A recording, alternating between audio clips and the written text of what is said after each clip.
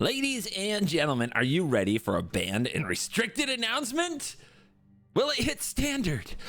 Probably, because that was the whole reason they moved the window.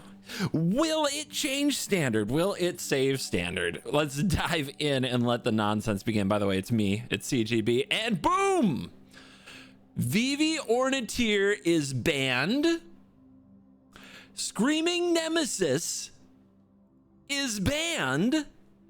Props Eidetic Memory is banned.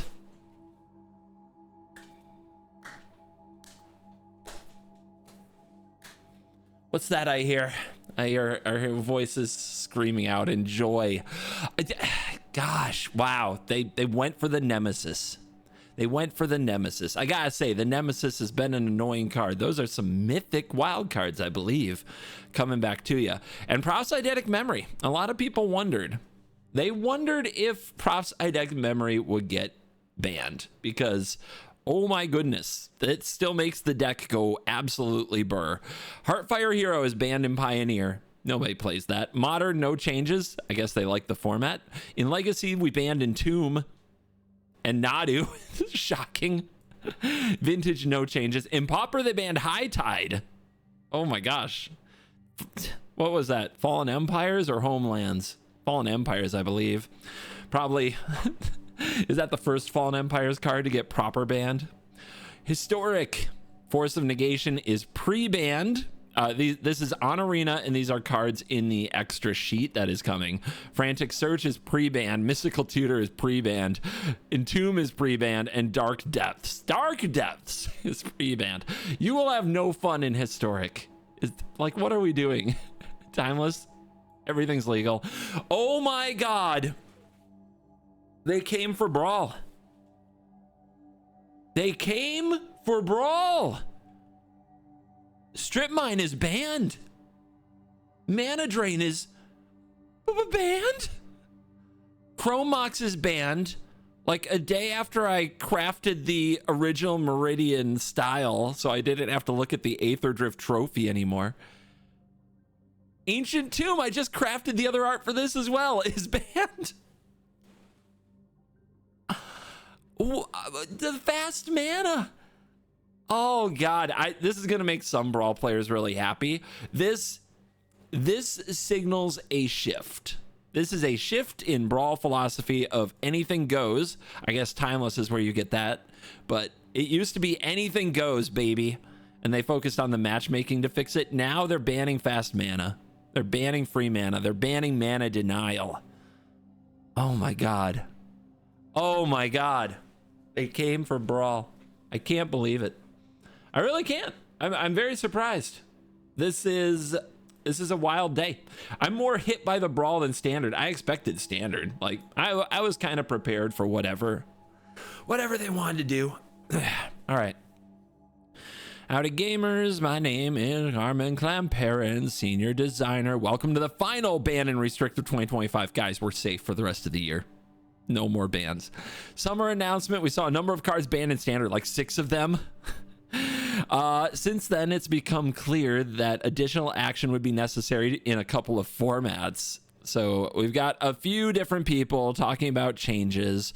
They adjusted the timing window because, quite frankly, 2 more weeks of this Standard would somehow be worse. I don't know. How much worse can it be? Oh, God. So let's get into this Standard article. VV banned, Screaming Nemesis bans, Props Eidetic Memory banned. Standard has been in poor shape the past few months. Yeah.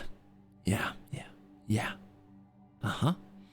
The Izzet Cauldron deck has cemented itself as the strongest deck in the format and has had unacceptably high win and play rates over a sustained duration. Like how many months? Since the bans in the summer.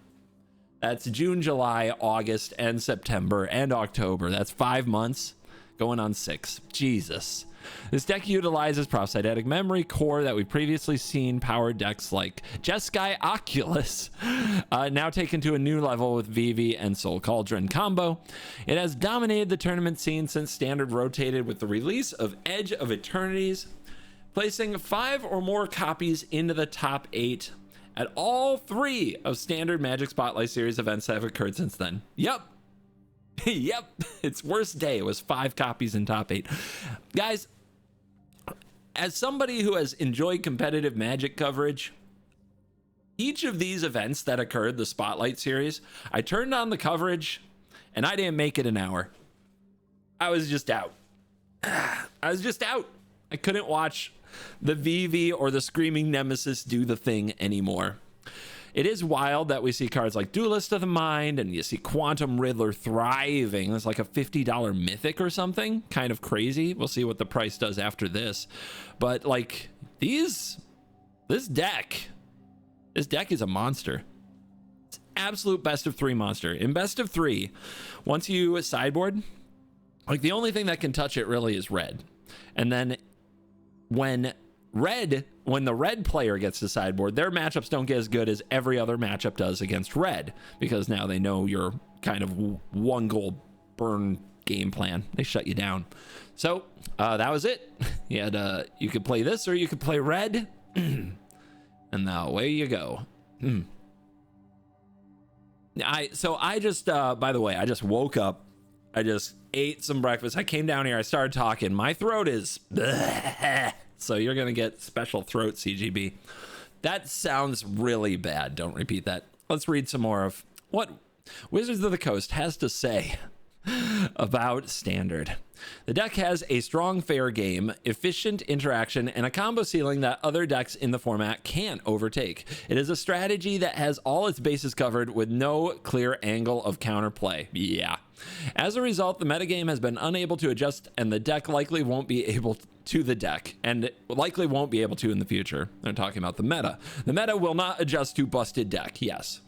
To open up the Standard format for innovation and a wider variety of decks, it's clear we need to disrupt the VV Soul Cauldron combo. The interaction is too much stronger than the rest of the format. We are opting to ban VV as the card that's more likely to create future balance problems if allowed to remain in the format. We believe Standard will be more fun and diverse without VV in it. Well, guys, they have proven they can ban a push Universes Beyond card. There's no conspiracy about Final Fantasy IP being protected from bans, at least for like 6 months. Let the conspiracies continue. There are clear parallels between Proph's Eidetic Memory and Up the Beanstalk, which we banned in June's update. Both cards are 1 card game plans that provide a lot of strength over the course of a game. In addition, they are both 2-mana enchantments that draw you a card when you play them. God, they're just going to be afraid to print every single 2-mana draw a card enchantment now. Confounding Conundrum, busted. Oracle of the Sea, busted. In addition, they are both 2-mana enchantments. Yeah, this makes both cards hard to profitably interact with, since both cards leave you with a full card following the exchange. This combination of qualities is a dangerous recipe for a card in the strongest deck in the format, as it greatly limits the number of decks that can combat the strategy, like to none. Like, you kill them before they can take advantage of the card, so that the 2-mana tempo hit actually costs them. That's it. That's all you could do against Memory. That's all you could do against Up the Beanstalk. In terms of power level, the Memory has proven itself as a strong Standard engine. It broke onto the scene with Jeskai Oculus at Pro Tour Aether Drift. Although that deck, that was a good best of 3 deck, but it never became dominant. With a deck lurking in nearly every Standard metagame since, sure, prior incarnations of the deck have been healthy additions to the metagame, but additions like Winter Night Stories and Quantum Riddler, as well as an increased level of optimization for the core shell, leave us concerned that even without VV, the deck would continue to be one of the best decks in the format, potentially even the clear best deck. To ensure that the Standard metagame has room for new decks and innovation, the Memory is banned. We are also acting against mono red aggro. Let the propaganda end. Let the need to always have a good burn deck that's like the best thing you can do in the format end. Mono red has proven itself as the deck most able to hang with Izzet Cauldron. Despite failing to meaningfully prove an obstacle to Izzet's Cauldron dominance in the format, its play rate at competitive events and its win rate in our internal data has us concerned that it may prove to be the clear frontrunner in standard in the post-Izzet Cauldron world. Metagames where an aggressive deck is clearly the best deck are often painful for diversity because many slower decks can't compete. To prevent this outcome, we are electing to ban Screaming Nemesis. Get it out. Stupid card. Terrible card. Always a mistake. The rest of the game, why are we handing out emblems? Those are supposed to be attached to Planeswalker ultimates. Literally taking away the only viable interaction with the red deck, other than maybe counter spells. But like burn spells are 1 mana. Counter spells are like 3. 2 if you have a negate that's limited, right? Oh my God. What a mistake. What a stupid mistake this card was to print the way it is. It's disgusting. Yeah, I mean, in Commander, it's really good. Get rid of it. Go on. Bye. All right. Screaming Nemesis is among the strongest cards in the default mono red aggro deck and one of the most frustrating cards to play against in the deck. It single-handedly removes counterplay against mono red. I mean, this ban philosophy has talked about counterplay twice now as if they actually know it exists. Is Wizards actually banning for counterplay and designing for counterplay in the future? That would be fun. I would enjoy that. That's cool. I thought that their whole new idea was we just want you to play your cards. End of story. Let's see. Great gameplay against 2 of mono red's natural predators, life gain, and large blockers. Yep. Yep. Who designed this card? What mono red propagandist designed this card? With Screaming Nemesis out of the equation, we believe it is far more likely that the metagame will be able to find a healthy equilibrium with mono red as just part of the landscape, not the deck to beat. It will always be the deck to beat, always on Arena, every time. There are versions of mono red that forgo Screaming Nemesis. There are. Instead, opting for, Leyline of Resonance is still legal in best of 3. I always forget that. And Slick Shot Show Off for a faster and more all-in version of the mono red deck. Despite such a deck winning Magic Spotlight Spider-Man in Baltimore a few weeks ago, we believe that this strategy is more inherently attackable than the versions of red that play Screaming Nemesis. Yeah, removal spell. Did it. Done. We're fine. I mean, Slick Shot Show Off is a beating of a card, but you can kind of see it coming and you can prepare for it. And it does make games pretty interesting. Learnings and the future. Let's talk about what we learned today, ladies and gentlemen. Look at these paragraphs of learnings. This is going to make a good video all its own. A common element. By the way, I'm going to read all of this stuff. The yada yada in a little bit, but we're going to read the stuff. Then I have thoughts. I have plenty of thoughts. We'll get to my thoughts. I promise my thoughts will be at the end, including what decks are going to be good now, is standard good now, what the heck is going on with Magic, etc. A common element in all 3 of today's standard bans is an emphasis on counterplay. It's like wow, I figured it out from what they banned and what they said, what they were going for. But it's good that they spell it out. It actually is. It's better than here's what's banned, mic drop. We want standard to be a format where decks are strategically distinct with a clear identity and the ability to do powerful things.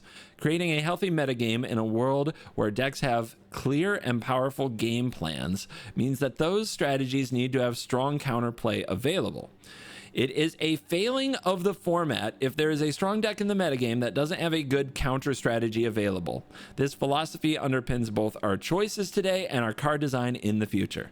So what you're telling me is somehow they're going to print answers to all kinds of powerful strategies, but they still have to cost them well so that aggro and mid-range can be good and everything isn't a control deck. Interesting. I can't wait to see what that means. This philosophy of powerful decks with appropriate counterplay means we have to be careful with cards like Screaming Nemesis. Oh God. The role we intended for Screaming Nemesis was to give mono red players who wanted to play their deck in a hostile metagame a way to feel like they had room to maneuver and a fighting chance to win their fair share of matches. A fighting chance.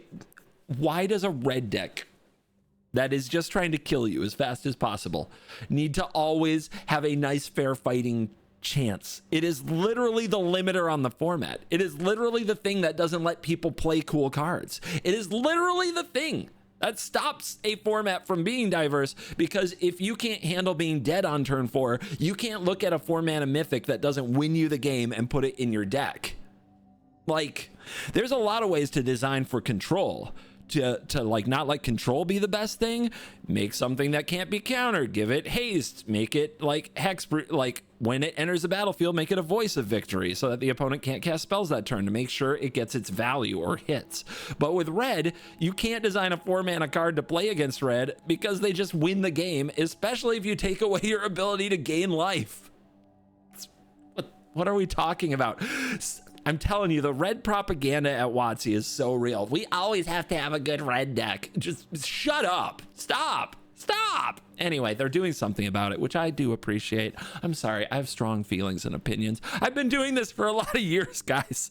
I've been playing Arena against mono red aggro for a lot of years. The hairs will turn gray, and when they finally do, it'll be mono red's fault. All right, it's fine.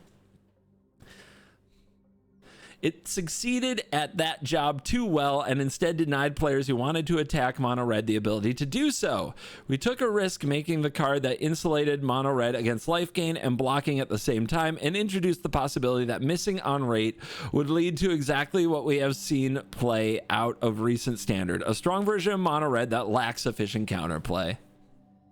Yeah, nice risk. Nice risk. 1-mana counter spell when? You know, when can we try that? Missing on the power level of a new card is to some extent inevitable, but there are always ways to improve our accuracy. VV is an example of a card where the ramifications of an individual power level mistake were amplified tremendously by our failure to find the interaction with Agatha's Soul Cauldron. I literally, like, I just made a video with Simo and we talked about it. You can go back to the Final Fantasy episode of Worst Possible Commander Show.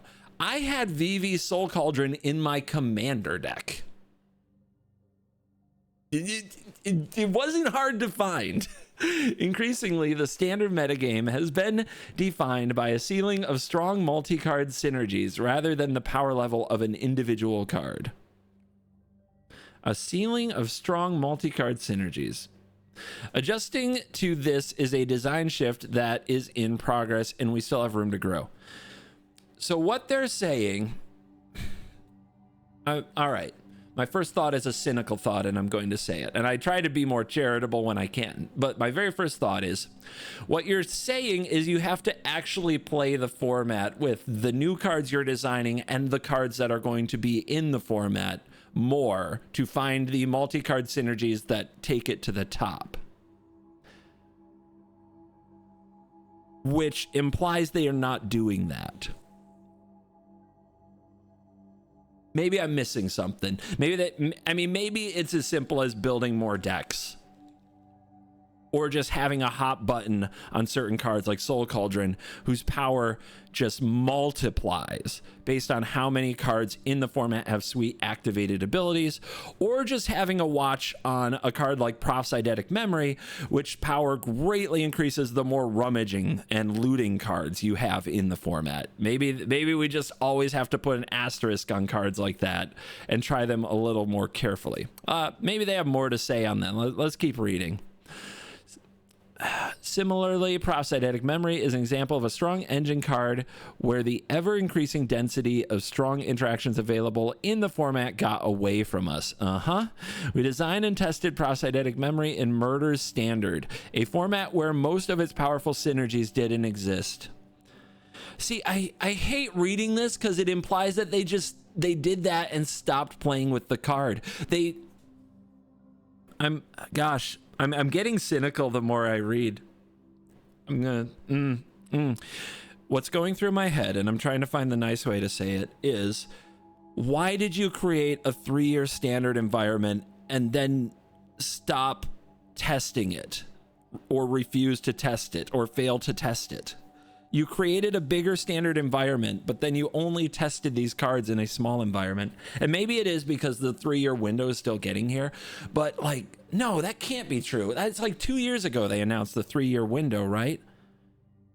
So that would mean they had to, maybe it's still close. Maybe it's still not the standard that they've been designing for 3-year standard, but it still feels like when they make that announcement, you have to go in and you have to test everything in the 3-year window now, which sucks. I get it. You lose years of work because you tested a certain window, but it does sound like they announced 3-year standard and said it will be fine.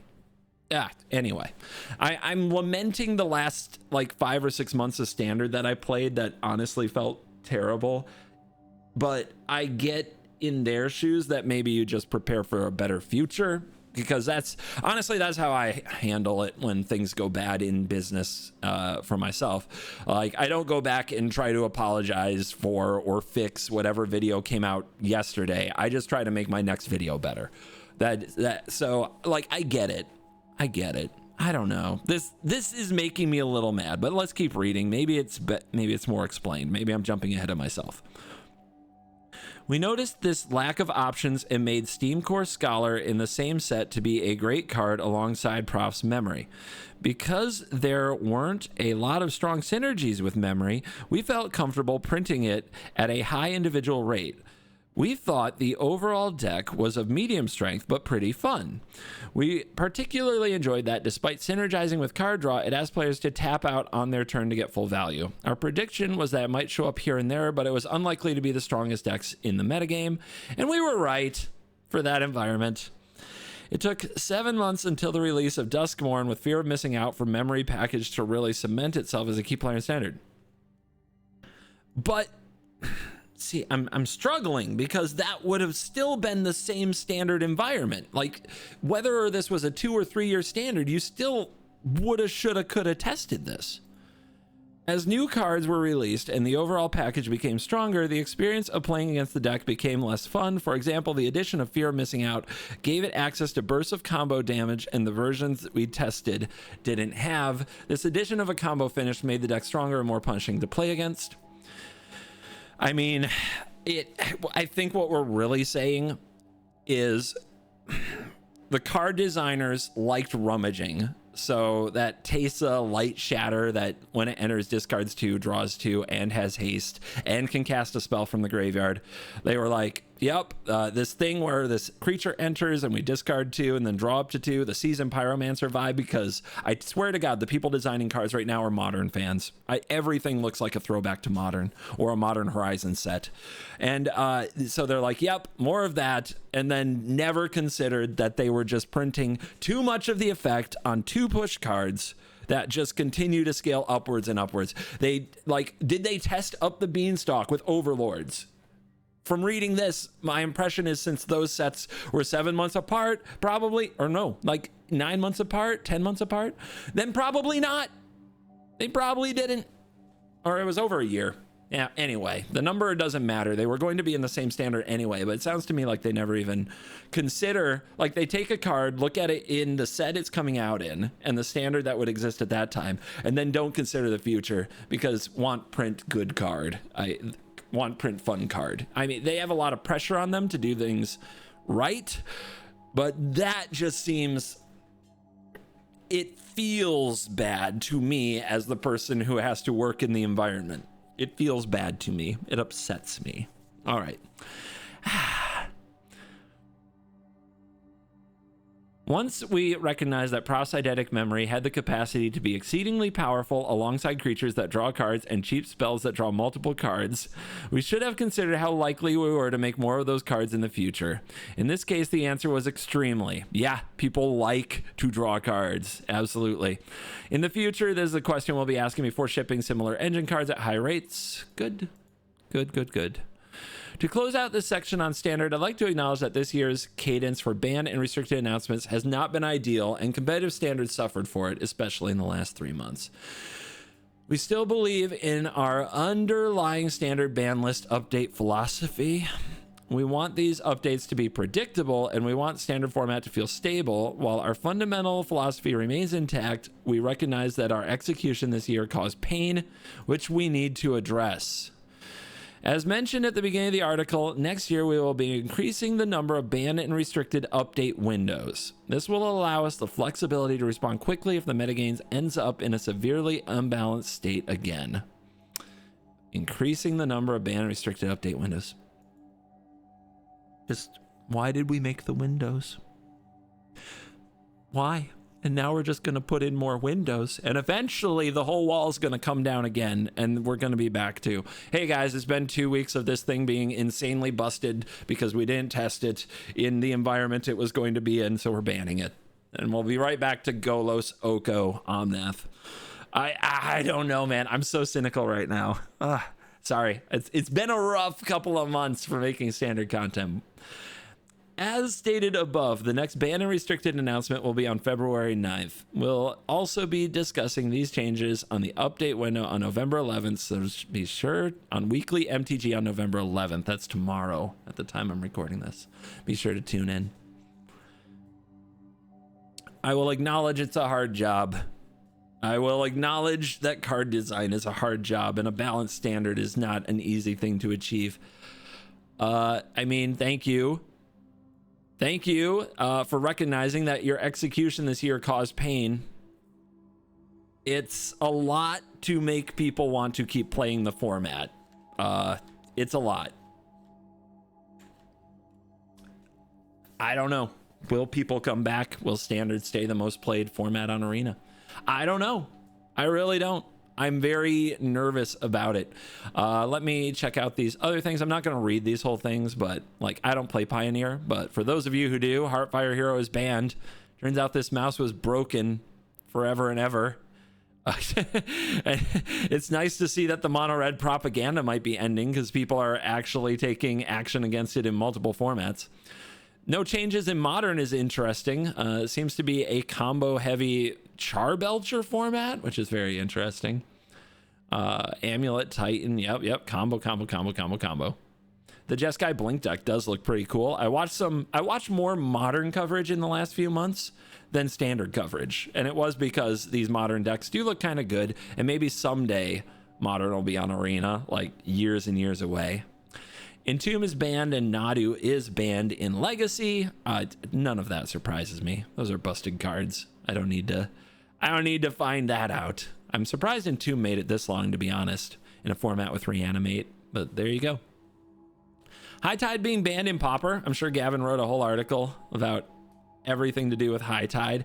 I can't believe High Tide is still legal in Pauper. Like, I mean, that's a busted Magic card. Until end of turn, whenever a player taps an island for blue, they make an additional. I just played it on Commander at home. You guys can check that out. Yeah, High Tide, good. Very, very good.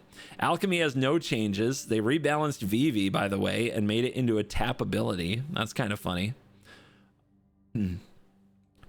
Historics pre-bans, these are all cards coming to Arena, which is exciting. So if you haven't checked out the list of cards entering Brawl for my Brawl players, Force of Negation, Frantic Search, Mystical Tutor, Entomb, and Dark Depths is a very interesting set of cards also coming to Brawl that are banned in Historic. And Timeless, they're like, Timeless is great. Brawl, though, this is new. This is new. They're actually banning in Brawl. I can't believe it. Strip Mine is banned. Mana Drain is banned. Chrome Mox is banned. Ancient Tomb is banned. Brawl has been undergoing a lot of flux in the past few months. Many powerful and widely applicable cards have been added to the Arena anthologies, bonus sheets, and special guest releases, as well as just snuck in there. Like, they don't even say that they're putting Lightning Greaves there to craft, but it's there. It's really funny how they are working. Like, Leovold just showed up? What? They force players to adapt to new staples and playstyles that accelerate the game beyond the pace of Brawl of years past. We've historically taken a lighter touch to format management in the spirit of allowing players to play with cards and commanders they want. But it's become clear that certain shapes of cards are too impactful for the format, and we want to be a safe place for casual fun. I agree and I don't. The bracket system for Commander, I think, handles this reasonably well, especially the way it's been kind of adopted. I'm stunned that we have banned cards because you could have just sent the deck straight to LQ. Just immediately weight these cards to they're only playing against the most powerful decks in the format. They could have done it. They could have also introduced ranked brawl, but now like I'm torn because they say they want to be a place for casual fun, and this is a dangerous loaded word because you are a 1v1 game on the internet. There will always be optimizing for competitive play, and I guess you can say some experiences are worse than other and you ban strip mine, but I'm telling you, man, this doesn't solve the problem that people want to stomp the crap out of somebody's fun deck. But I really do think they had it right with the matchmaking. Just push the matchmaking on these cards to the max, and I think you help solve that problem so that people do feel the difference when they take a strip mine out of their otherwise very normal deck and they get to play a more fun game. You know, content creators will help let people know. Amy the Amazonian will sing it from the rooftops. I'll make a video about it. LVD will make a video about it. It's like, don't add these 5 cards to your deck if you don't want to be in hell queue, you know, if you for a more fun experience, or however you want to make the thumbnail. Anyway, let's read what they have to say. As such, we are re-examining the ban list and our format philosophy to preserve the fun, open-ended experience that Brawl promises in the face of continual change. For these bans, we considered cards that satisfy 3 conditions. They are homogenizing, efficient, and polar. Homogenizing cards have a high format presence due to their popularity and strength. Powerful colorless cards and lands are inherently more homogenizing since they can be included in any deck. Field of the Dead and Ugin the Spirit Dragon. It can be in any deck, guys. Are cards on the current ban list that fell into this category. Efficient cards have higher rates relative to their cost and can often make their impact early on the game, like Ugin the Spirit. Sorry, I couldn't help myself. Not all cheap cards are efficient, but the most efficient cards are cheap. Polar cards have a high upside, embodying a range of outcomes beyond what is typical for their cost. They can often win the game outright when played, but can also be situationally useless. I think of Stifle when I think of this, to be totally honest. In other words, they make the game all about themselves. When combined, these conditions describe a class of card that players play against all the time and dictate the outcome of the game on their own. Mana Drain definitely, I think, falls into this category. This can be stifling to deck building and gameplay diversity, which we are hoping to promote as much as possible. Strip Mine is one of the most discussed recent additions to Brawl and emblematic of the type of card we believe should stay in more competitive formats, which means competitive Brawl is not real. It's not real, guys. It is overwhelmingly homogenizing. It can be included in any deck and lacks deck building and gameplay cost due to being a land. It is polar when its target happens to be land shy, preventing them from casting spells altogether, but if they happen to have a land heavy draw, it's a minor setback at best. It is efficient on its own, but when built around options for graveyard recursion, Zeus Renin 6, let's go. It turns into from an annoyance into a win con. Overall, we expect the format to be more fun and diverse with Strip Mine gone. Guys, what they're not saying is you did this. You did this, Brawl players. You ran out. I'm guilty too.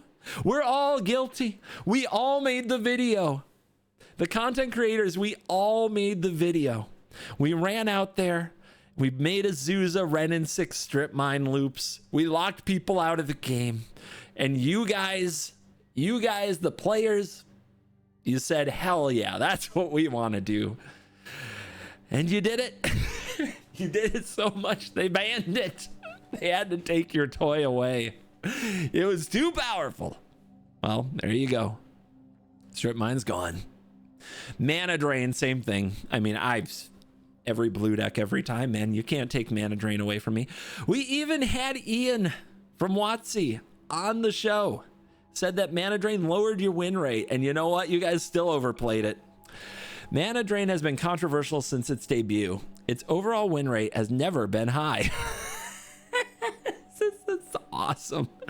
But as we've taken a closer look at both the numbers and our format philosophy, we found that Mana Drain fits the conditions that indicate a ban is appropriate.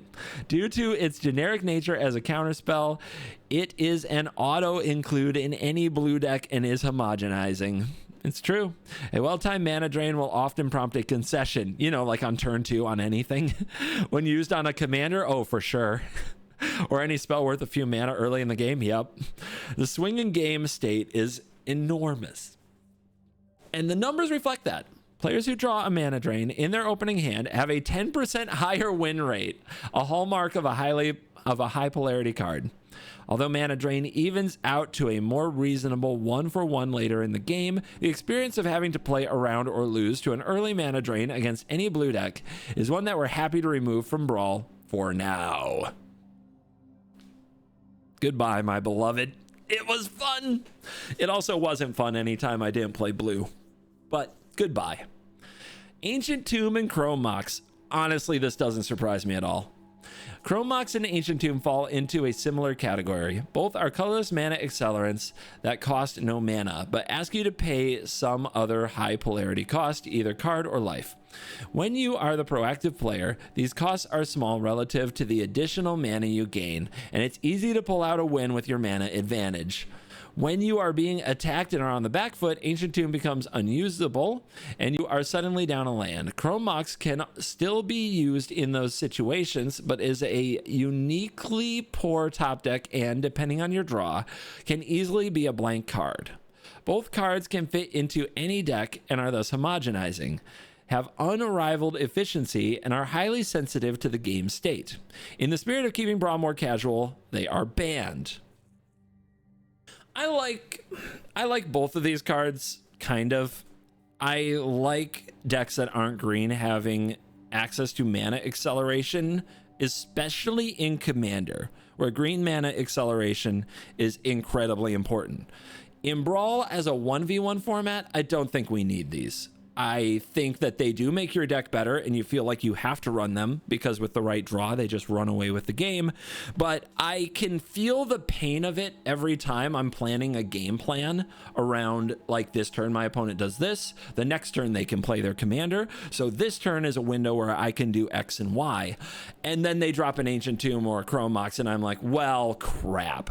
Oh, and when you're on the draw and they just go like, Chrome Mox, Ancient Tomb, and they're that much mana ahead, you just don't want to play the game. Like, these make sense. Honestly, these Brawl bans make sense, and it hurts me a little to know that casual Brawl is forever and that competitive Brawl or ranked Brawl is unlikely to ever be a thing. We've been seeing the rank on our Brawl games, but we also know that rank's not real and it's probably just a glitch. If they don't introduce ranked Brawl, even after these bans, like, if they don't introduce ranked Brawl, I will be hurting because I plan to get to Mythic playing Brawl. And I was very excited to do that because Standard wasn't satisfying. It hasn't been for a while. So these being banned, I think, is a step in that direction, a little step back from competitive Brawl, which does bother me a bit. They can still do it after these bans, but they mentioned it being a safe, casual play format. That tells me we probably won't get a rank, but what does it hurt to add a rank, man? What does it hurt to add a rank? There's still always a play queue. Come on. Note that these bans mark a new approach towards our stewardship of Brawl, and we intend to watch and listen for community input as the situation continues to develop. For example, the Brawl metagame challenge we ran in early October was an experiment that is helping us gauge interest in a more competitive Brawl space. I should have kept reading. That can be distinguished from the regular casual Brawl queue. We're excited to explore and understand player interest here and see if the population is large enough to support a viable game mode. It will be. Brawl has risen from a complete afterthought, not even meant to be in the game, designed by somebody on their spare time, to the second most played format on the platform. and easily the most fun format on the platform when you do need a break from the redundant metagames of other formats. So I do think, like, Brawl, because of the way the matchmaking works, the fact that you can choose your commander, and once you get used to it, build your deck in such a way that you play different queues, ensures that you can or won't, will or won't, play against certain commanders and experiences. Almost like once you get used to doing it, I know how to build my cloud deck in a way that it will play against certain commanders versus building cloud deck in a way that plays against Hellq. And you can choose, do you feel spicy today in your Brawl endeavors, or do you feel more casual today in your Brawl endeavors? If you queue up with Rusko, you know what you're gonna get. So I love that Brawl kind of has that controllable element of what kind of experience do you want to play right now, and you can build different commanders and different decks in ways to kind of get that experience. Doesn't mean you automatically win, but you know what you signed up for. The rule 0, to use commander terms, is built into the format, and that's why I didn't think you had to ban these, but I do get it. I do support it, and I'm glad that they're still exploring possible ranked Brawl play. Maybe they'll bring back the Brawl metagame challenge. I was gone that weekend, which was really heartbreaking for me because I did really want to try it, and I wanted to watch people try it online, and I had to work that weekend. It just wasn't acceptable. Like, there was no way that I could, like, participate. So hopefully it comes back and I get to do something with that in the future, because I bet the Brawl metagame challenge was sweet. Let me know in the comments if you won the Brawl metagame challenge and what you played. I bet it had Ancient Tomb, Chrome Mox, Mana Drain, and Strip Mine. Maybe not Mana Drain, as a negative win rate after all. Standard. Is Standard back? I find this article disturbing, to be honest. I appreciate that they're sharing. I appreciate that they mentioned that they caused pain. Like, it does mean something to me. And I do wish the best to the designers, and this is gonna sound critical. I want you to succeed. I want a fun game. There's been a lot of videos critical of Magic, critical of Standard, critical of Universes Beyond, all of this. And I hear all of it. I watch all of it, and I kind of stayed away from that because I felt like other people said it well. I can see that a lot of people watch and like those videos. I read the comments on those videos, all of them, whether it's Ash Lizzle having a rant about Standard or Prof's video about Universes Beyond, and everybody, like, God, I know Jim the Command Zone, like everybody I follow, I'm gonna forget names, of course, in Magic seems to have made that video. And I've been chilling, because honestly, I feel like they said it best, and I don't have anything to add other than that just sounds like ranting and belly aching. But at my core, I want Magic to outlive me. I want it to be there for the person who doesn't fit into the typical box as a kid and has something else to do. Because it was there for me, and I don't feel like I'll ever pay that back. For those who don't know my long term, like my way back when Magic origin story, the short version is I was the weirdo, and it gave me something I was good at. It gave me a new confidence and a new, like I found my place, you know? I found what I was good at. And I went from being somebody who frankly didn't want to get up in the morning to somebody who could go out there and do things with confidence and, you know, learn a bit of self-confidence. And I feel like that gift is invaluable because not everybody has something that they just find early in life that clicks with them, or parents that give that to them. In the case of my parents, they gave me love, but like they would have been much more impressed with me if I was good at sports, right? So they didn't quite get Magic for the most part. My mom was super supportive once I found it, but like they didn't know to go find Magic for me. I had to find it myself. And if Magic didn't exist, I don't know what would have happened. Like you could say it would be chess or another card game, but I tried those things and it didn't click the same way. I want Magic to be here when I'm gone. For the kid like me who couldn't find their place, I want that kid to have self-confidence. So that's my mission, and just ranting about how bad things are doesn't get that job done. But when it comes to this article, I'm the passion I have that turns into frustration when I read this, when I read about what happens in standard. I touched on it. I'll just say it again. The idea that they created a 3-year standard and then just didn't test anything into the future, when it's just, it feels simple. It feels simple. It might, that you can point out why it's harder, why it's a hard job and such, but it feels simple to test out a card like Prof's Eidetic Memory with discard draw cards when they're printing them in every set. I swear, you can look at the list of cards in this set that work with Eidetic Memory at a cheap rate, from the new Sphinx to the Light Shatter Legend card, the Quantum Riddler, like all this stuff, right? Fear of Missing Out. And you're like, they didn't test that? Agatha, Soul Cauldron, and Vivi aren't that far apart. Those would have been in standard together if it were still a 2-year rotation, along with the cards I just mentioned for Prof's Eidetic Memory. They didn't find that. Do they play that format? Do they play Prof's Eidetic Memory once Murders is out?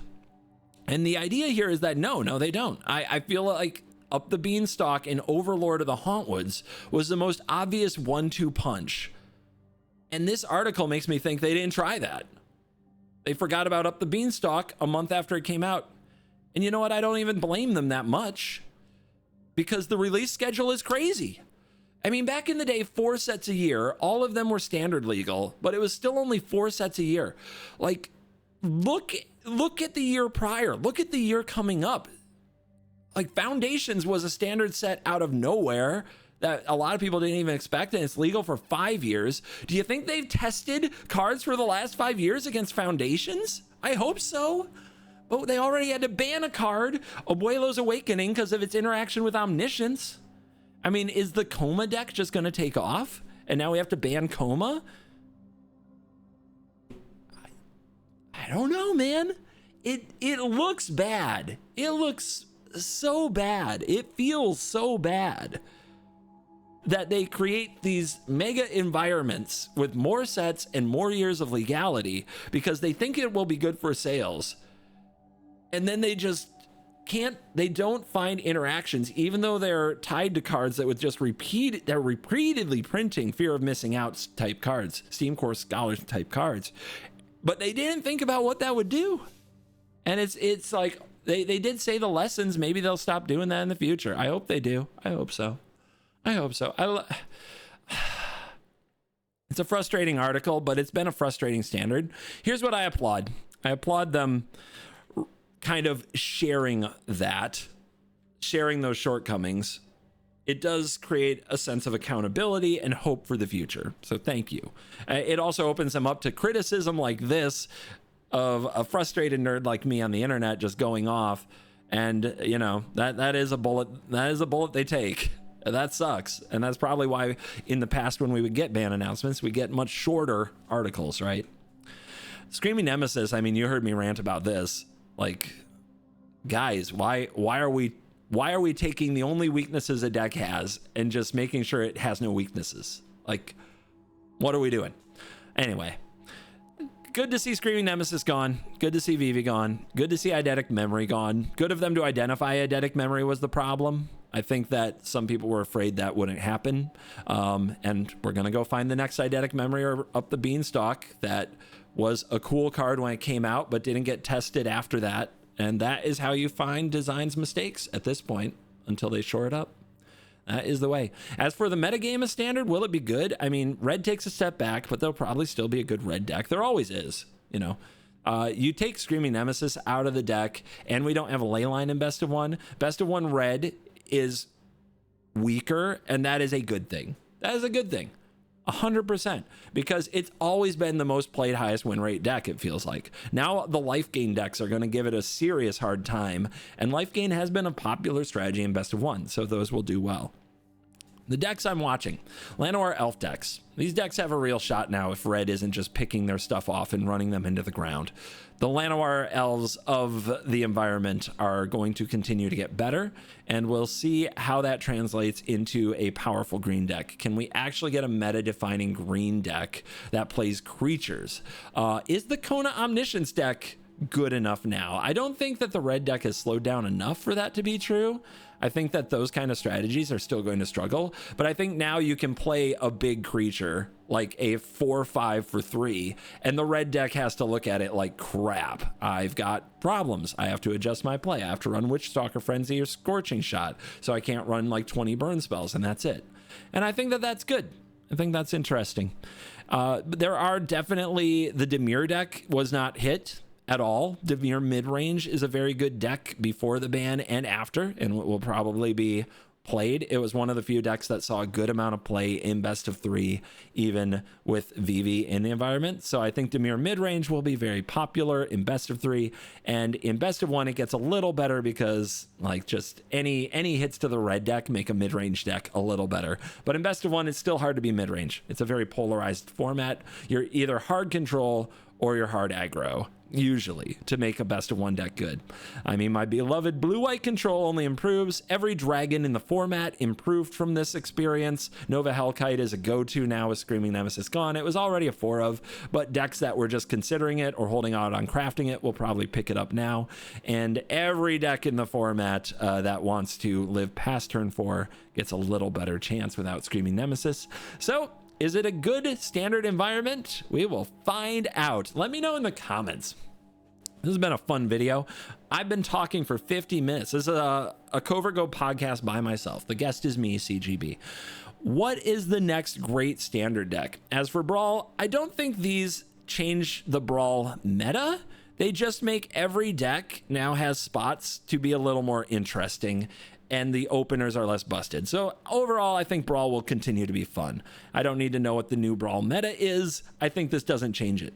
But in standard, obviously, no Vivi, no prosthetic memory. Izzet might finally take a breather. Finally, after a hell of a year that saw Corey Steelcutter and Monstrous Rage and Vivi and prosthetic memory all banned. Maybe Izzet takes a breather. Anyway, let's go play some standard. Let's go check out some Brawl. I still love Magic. I enjoy playing Magic. I'm glad they released the article, even if it's a painful read and if this was in some ways a painful listen to you. Sometimes pain is a part of life. It can be cathartic and help with moving on. It doesn't have to be the end of the world, and it doesn't have to just be ragey Twitter posts and Reddit posts until the end of time. We can experience pain and we can move on and grow from it. It is possible. Thank you for listening. As always, my friends, you're cool.